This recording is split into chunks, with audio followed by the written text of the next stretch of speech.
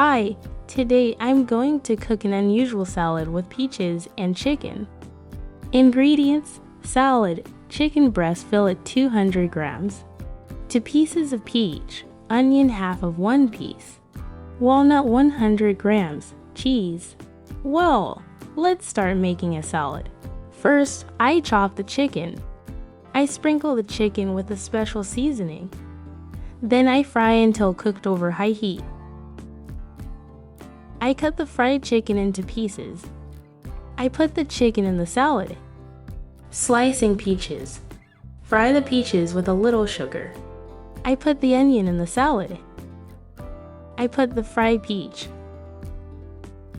Let's start cooking the sauce. Sauce ingredients: Greek yogurt 2 tablespoons, 1 tablespoon butter, grain mustard 1.5 teaspoons, honey 1 tablespoon.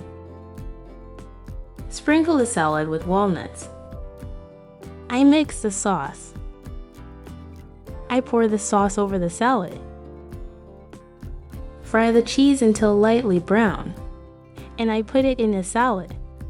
Salad with peaches and chicken is ready.